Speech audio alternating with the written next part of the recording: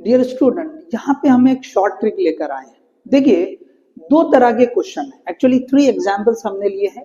यहाँ पे हमने देखो ये स्ट्रिंग को लटकाया हुआ है, इस तरह से स्ट्रिंग के साथ में मासेस को लटकाया हुआ है। यहाँ पर ग्रेविटेशनल फोर्स एक्ट कर रही है, ठीक है। यहाँ पे दूसरे एग्जाम्पल में हमने ये जो कनेक्टेड बॉडीज है उसको 12 न्यूटन फोर्स अप्लाई किए हुए है। इसी तरह से यहाँ पर भी कनेक्टेड बॉडीज है, 3 ब्लॉक्स है, इसके ऊपर हम जो है फोर्स अप्लाई कर रहे हैं 18 न्यूटन। तो इस तरह के क्वेश्चन में विद इन फ्यू सेकंड्स आप ये आंसर बता सकते हैं, चाहे ये वाला क्वेश्चन हो या ये वाला हो या ये वाला हो। ओके, चलिए पहले क्वेश्चन देखते हैं कि ये वाला एग्जांपल। चलिए फर्स्ट वन, अगर आपको T1 और T2 पता करना है, they will ask about the T1 and T2। तो जब भी अगर इस तरह से लटके हुए हैं और इक्विलिब्रियम में, यहाँ पे क्या है, ये इक्विलिब्रियम है। ओके, तो ये केस में आप क्या करोगे, T1 या जहां पर भी टेंशन पता करना है उसके नीचे कितना मास लटका है, तो ये T1 के नीचे M1 मास लटका है, तो सिंपली इसके वेट के बराबर टेंशन आ जाएगा। इसी तरह से टेंशन T2 देखो, इसके नीचे ये 2 मासेस लटके हैं, तो T2 इज इक्वल टू इन दोनों मासेस के वेट के बराबर, मतलब M1 plus M2 into G हो जाएगा।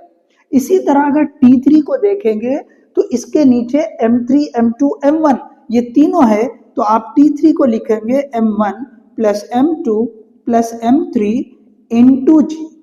तो आप ये वैल्यूज रख लो M1, M2, M3 के, तो आपको ये टेंशन्स मिल जाएंगे। अब देखिए दूसरा एग्जाम्पल, बहुत सिंपल, जैसे आपने समझ गया। दूसरे एग्जाम्पल पे जाता हूं मैं। यहाँ पे 12 न्यूटन फोर्स लगी है। फिर से क्वेश्चन रहेगा कि भैया T1 T2 बताओ, तो इसके लिए हमको यहाँ एक्सेलरेशन लगेगा।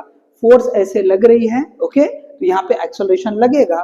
तो देखिए एक्सेलरेशन आ जाएगा नेट फोर्स तो 12 और नेट या टोटल मास, सो 3 प्लस 2 प्लस 1 6, तो ये आ जाएगा 2। अब देखिए जितना फोर्स लग रही है, पुलिंग फोर्स, यहाँ पे कितनी पुलिंग फोर्स, कितने को खींच रही है, तो ये दोनों को खींच रही है। तो T1 हो जाएगा M2 plus M3 into A हो जाएगा, आप कैलकुलेट कर लें। इसी तरह T1, ओके, ये आ गया। T2 किसको खींच रहा है, सिर्फ M3 को खींच रहा है, तो M3 इंटू A, ये T2 आ गया।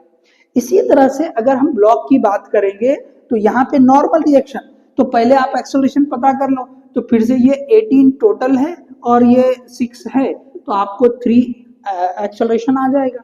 अब N1 पता करें तो कितने को पुश कर रहा है, ये दोनों को पुश कर रहा है, तो M2 plus M3 into A हो जाएगा।